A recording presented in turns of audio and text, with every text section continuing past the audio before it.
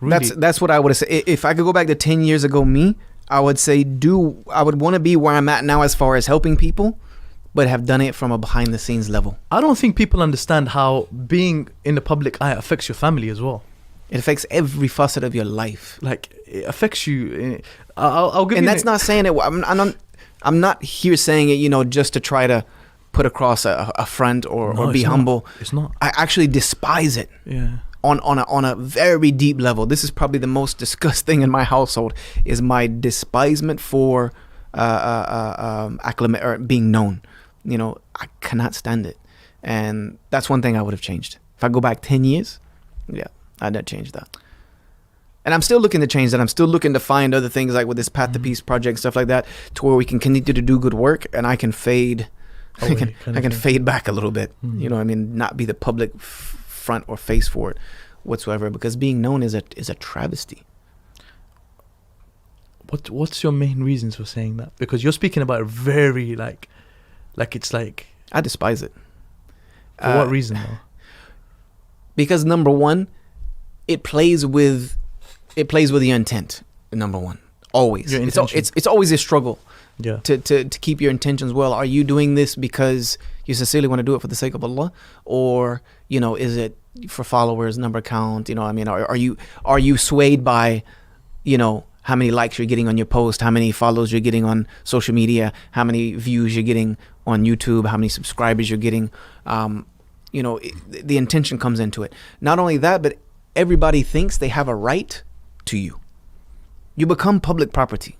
I feel like I've lost a majority of my own possession of myself, because people think if you're a public speaker, we have the right to know everything about you.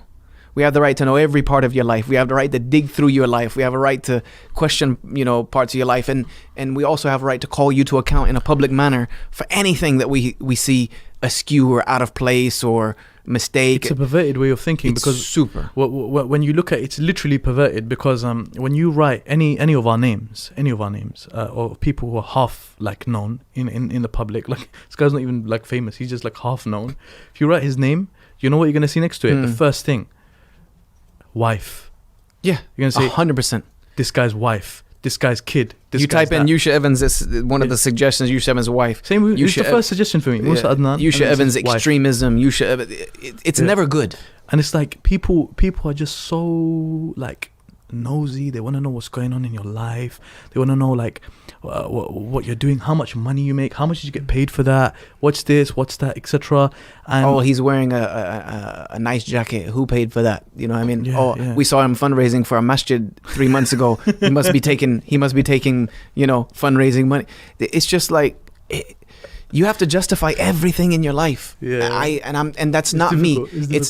It's not only is it not difficult, it is the antithesis of who I am. I am a private person, extremely reclusive. If you'd have known me before the public thing, or even before Islam, like I strove to remain unknown, the quiet guy who sits in the corner and observes. That's just who I was. I wanted to go through life never being noticed. But with what you're saying, Ustad Yusha, I feel like it's people like yourselves who need to be in the public, because we've created this society. We've created this society of people that are dying,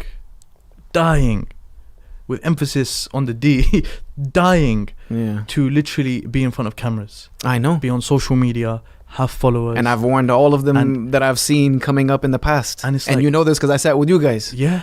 I mean, was it like 8 years ago, 7 years ago? Yeah, to give that context, I mean, Ustad Yusha, Jazakallah Khair, sat with myself and some other brothers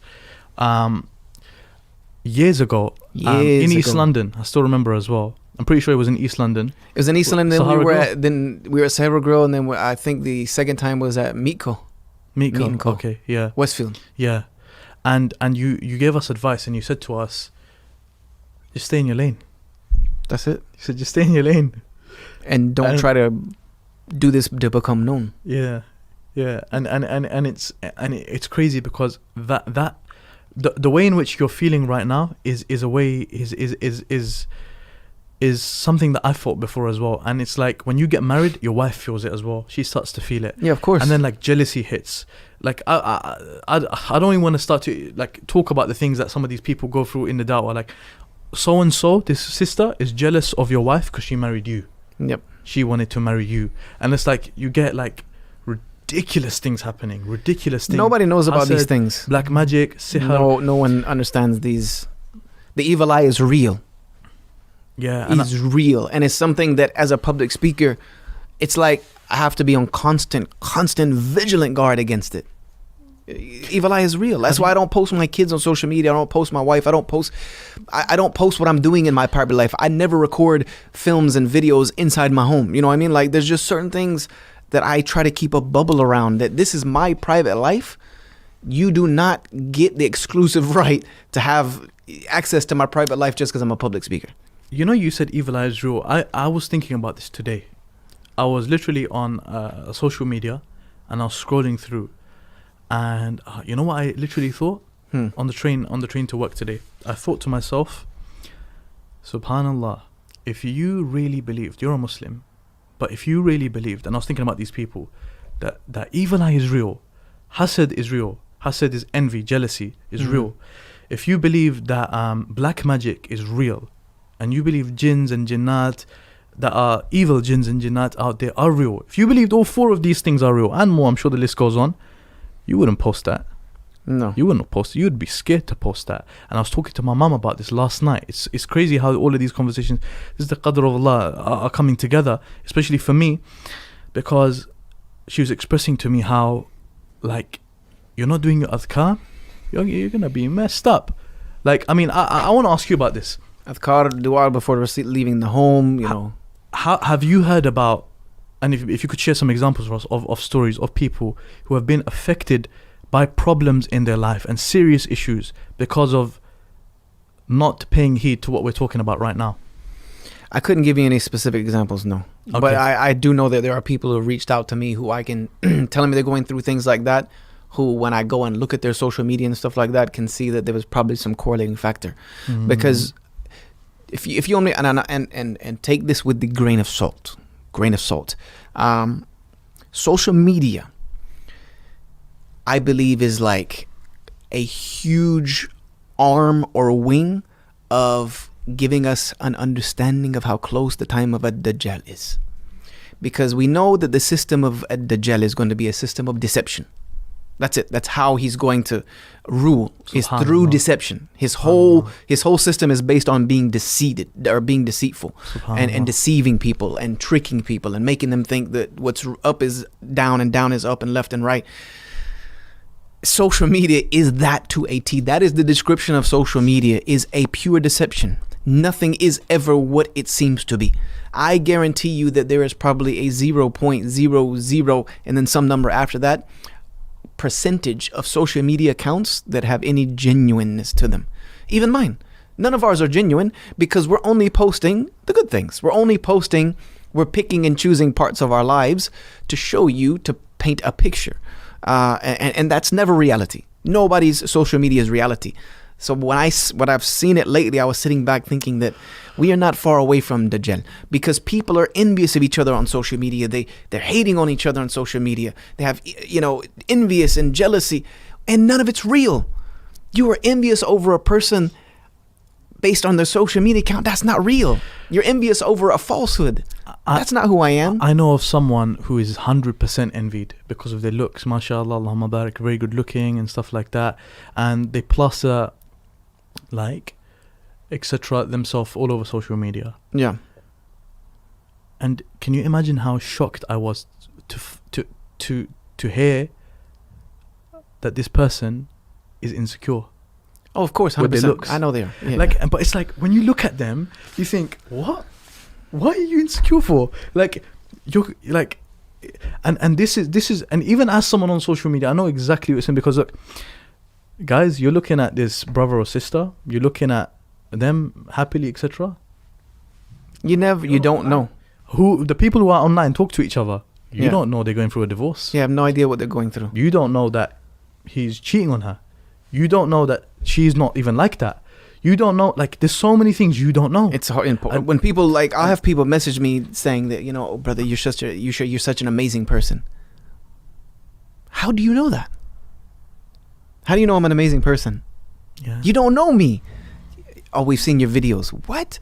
If I am judged as a human being based on some videos you've seen on YouTube, number one, I'm insulted that you think that's all there is to me. I'm that shallow. Comes back to There's what we no started with. depth in me. That I'm like, you know, this thing, like, that's it. A sheet of paper. Yeah. You don't know me. You know what I mean? Yeah. Don't. And it's not because you're calling me amazing. It's just for the fact that you think you know me. Yeah. You don't have no idea who I am. And I think people who saw the first few podcasts I did on Reflections had to take a step back. Say, whoa. You know what I mean? Like, maybe there's way more going on.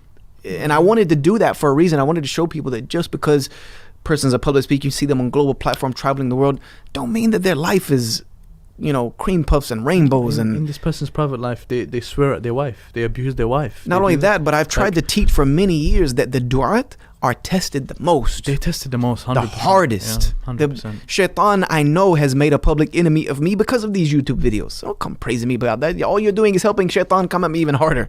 You know?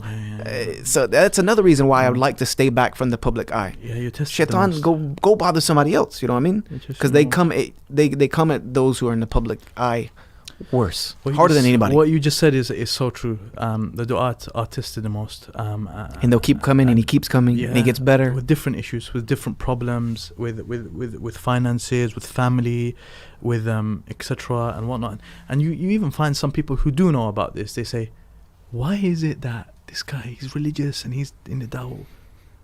Why is he doing that for? Why is he struggling with that for, etc.? Man, you don't know. Like, these people, as you said, are public enemy number one. And it goes with both things. In the beginning, we spoke about good things that you don't know, hobbies of the person you don't know that they're into. In the same way, you don't know the bad of a person. Struggles. And it comes back to the hadith of the Prophet ﷺ, where he expressed to us, don't love someone so much, one day you're going to hate them. Yeah. And don't hate someone so much, one day you're going to love them. Be a balanced person. And it literally comes down to that. And understanding this is key to understanding the way in which social media works. I believe social media deceives people every single day from the perspective of wealth, from the perspective of, when I get married, my wife needs to look like that. Or happiness. Yeah. What happiness even means. What is happiness to you, yeah?